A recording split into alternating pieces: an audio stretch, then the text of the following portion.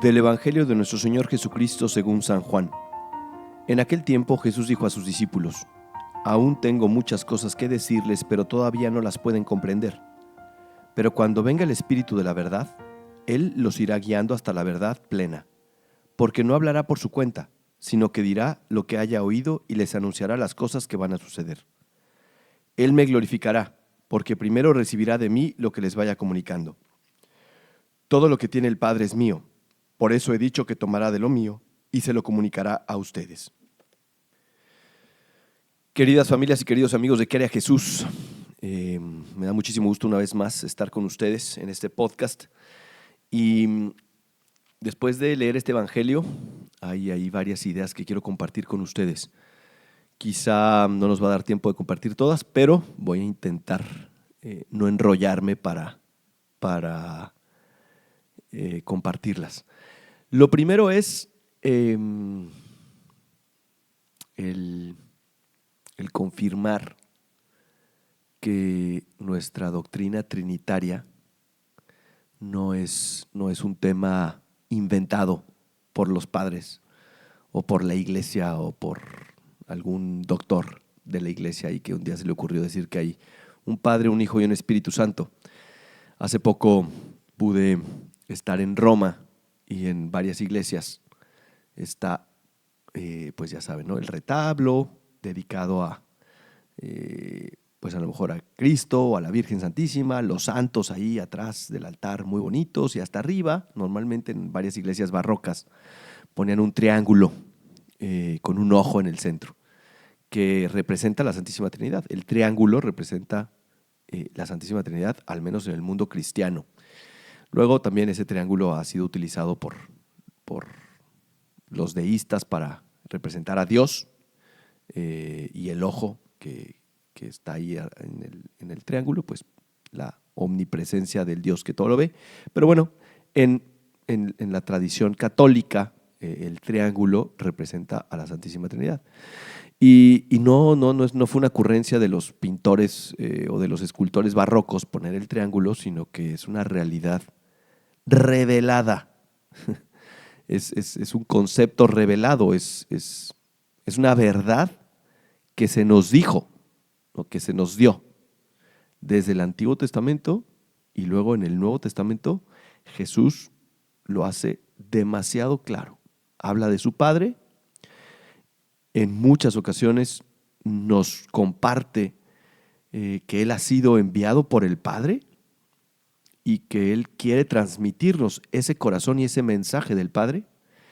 Pero luego también, en varias ocasiones, como en este pasaje que acabamos de leer, nos dice que vamos a lograr entender ese mensaje que el Padre nos da una vez que el Espíritu, que el Paráclito, que el Consolador llegue a nosotros. Entonces, pues como que está bastante claro, ¿no? No tenemos que ser muy eruditos como para darnos cuenta que el misterio de la Santísima Trinidad y la doctrina de la Santísima Trinidad es algo que se nos revela por Dios mismo. Jesús es la palabra, Jesús es el Verbo encarnado y Él mismo nos habla de ese Padre, nos habla de que Él es el Hijo y nos habla de ese Espíritu Santo que nos va a dar el entendimiento, que nos va a dar la verdad. Eso para que no a veces estemos preocupados, porque a veces como que queremos entender nuestra fe así perfectamente y es imposible meter el infinito en el finito, ¿no? O sea, es imposible meter a Dios, que es infinito, no tiene límites, en nuestra mente finita, que es muy limitada. Ya se saben ustedes ahí la anécdota de San Agustín, que justamente estaba caminando en la playa y estaba pensando sobre este misterio de Dios y la Santísima Trinidad y cómo es posible, ¿no? Y entonces se encuentra un niño y ve a un niño que está ahí en la playa, iba al mar y tomaba con un balde, con una cubeta, agua y la llevaba a la arena y hacía un pocito y pues ahí metía el agua del mar y después hacía la misma dinámica, ¿no? Iba, tomaba agua y lo metía al pocito de la arena. Y entonces San Agustín le dijo al niño: oye, pues, ¿qué estás haciendo? Escuincle, ¿no?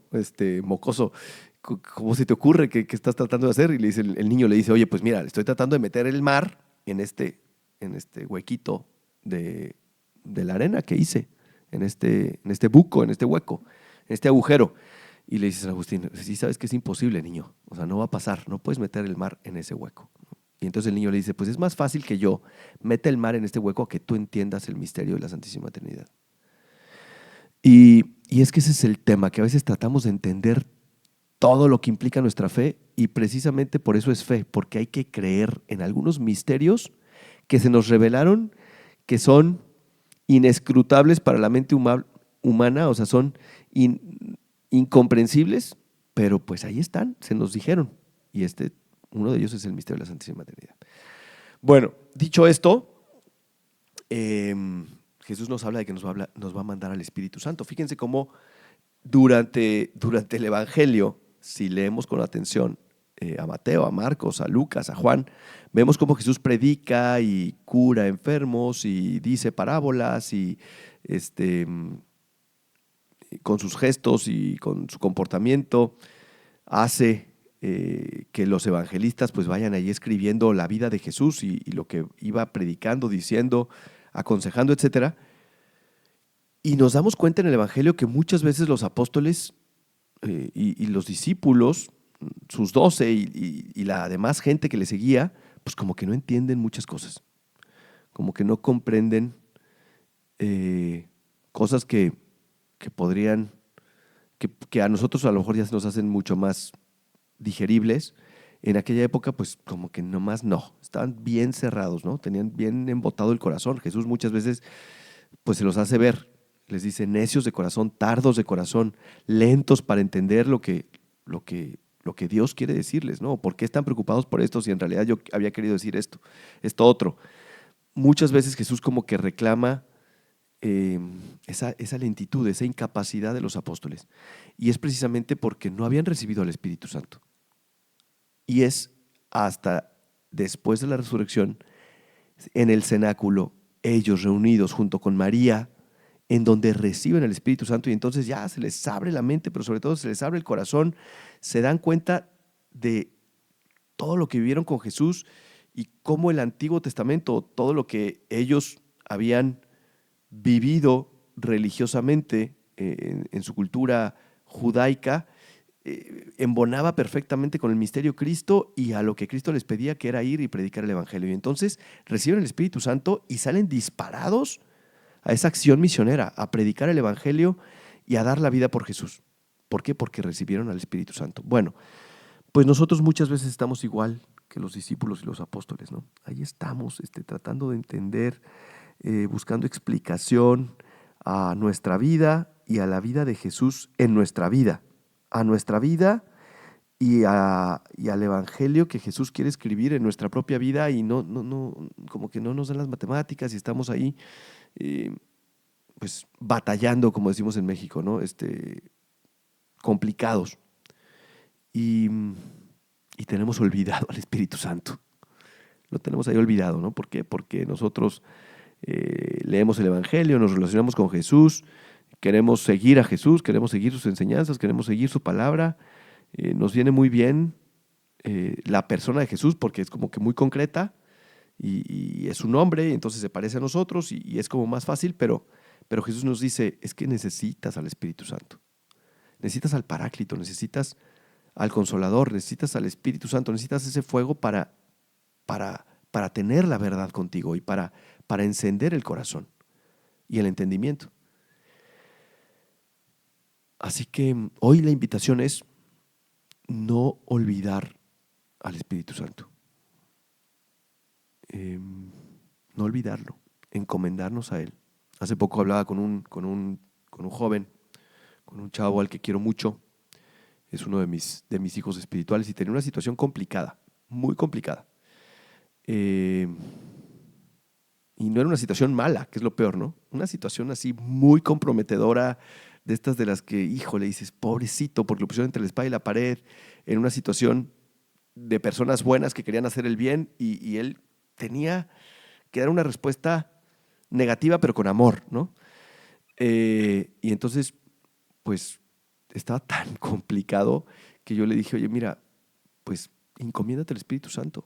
Encomiéndate de verdad al Espíritu Santo para que Él ponga en tu boca lo que tienes que decir y para que ilumine a la otra persona, para que reciba ese mensaje y entienda y comprenda y se le destrabe la mente y pueda aceptar la verdad que tienes que decirle.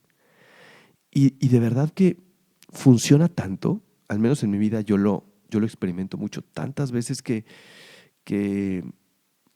tengo que realizar algo, que tengo que decir algo, que tengo que hablar o comunicarme con una persona para corregirla o para motivarla o para lo que quieras, ¿no? A una persona o un grupo de personas y de pronto no tienes humanamente la respuesta, ¿eh?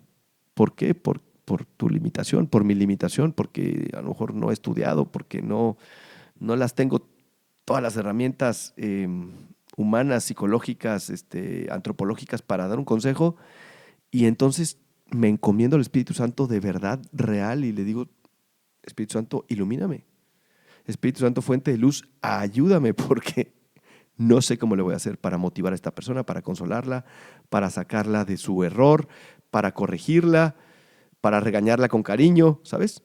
Y el Espíritu Santo como que de pronto te va modelando y te va haciendo decir lo que tienes que decir. Y al menos yo se los comparto con muchísima humildad y con toda la sencillez de la que puedo ser capaz.